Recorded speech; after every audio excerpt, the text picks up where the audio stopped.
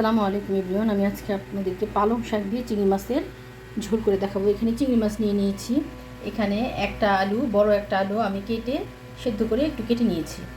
এখানে নিয়েছি একটা পেঁয়াজ কুচি করে নিয়েছি, 1 চামচ আদা বাটা, 1 চামচ রসুন বাটা, 5-6টা কাঁচামরিচ। এখানে নিয়েছি 1 চামচ হলুদের গুঁড়া, 1 চামচ কাশ্মীরি লাল মরিচের গুঁড়া, 1 চামচ ধনিয়ার গুঁড়া, 1 চামচ জিরার গুঁড়া। পালং শাকটা এরকম ছোটো টুকরা করে ধুয়ে পরিষ্কার করে নিয়েছি। এখানে একটা ফ্রাই প্যানে তেল নিয়ে নিয়েছি। এখন এখানে দিয়ে দেবো পেঁয়াজ কুচিটা একটু ভেজে নেব। 1 চামচ দিয়ে দেবো লবণ। পেঁয়াজটা একটু বাদামি করে ভেজে নেব। এখানে পেঁয়াজটা আমি ভালো বাদামি করে ভেজে নিয়েছি। এখন এখানে দিয়ে দেবো আদা বাটা, রসুন বাটা। সামান্য একটু গরম পানি দিয়ে দিব আর রসুনটা ভাজা পরে গরম পানি দিয়ে দিয়েছি। এখন এখানে সব মশলাগুলো দিয়ে দেবো। মশলাগুলো একটু কষিয়ে নেব।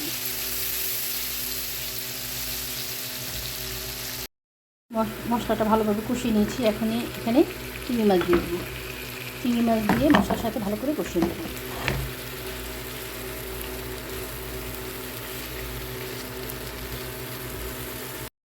চিংড়ি মাছটা ভালোভাবে কষিয়ে নিয়েছি। এখন সিদ্ধ করা আলুগুলো একটু হাতে ভেঙে ভেঙে দিয়ে দেব।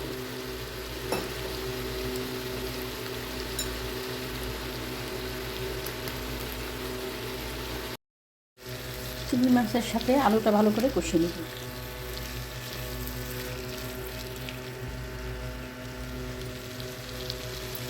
এখন এখানে দিয়ে দেবো কাঁচামরিচ।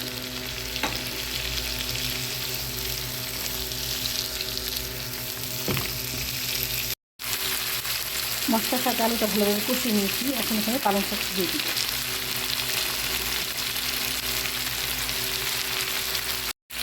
পালং শাক দিয়ে দিয়েছি। এখন মশলার সাথে পালং শাকটা ভালো করে একটু কষিয়ে নেব। কারণ পালং শাক থেকে একটা পানি বের হবে, সেই পানিটা বের হওয়া পর্যন্ত পালং শাকটা মশলার সাথে ভালো করে কষিয়ে নেব। মশলার সাথে পালং শাকটা ভালো করে কষিয়ে নিয়েছি। পালং শাক থেকে পানি বের হয়েছে। এখন এখানে ফুটানো গরম পানি দিয়ে দিব। এটা একটা ঝোল রেসিপি হবে, তাই একটু ঝোলটা বেশি দেবো যাতে শাকটা সেদ্ধ হয়ে রান্না হওয়ার পরে মাখা মাখা ঝোল থাকে। এখন আমি এই পালং শাকটা রান্না করে নিব আলু এবং এই চিংড়ি মাছের সাথে একদম সিদ্ধ হওয়া পর্যন্ত।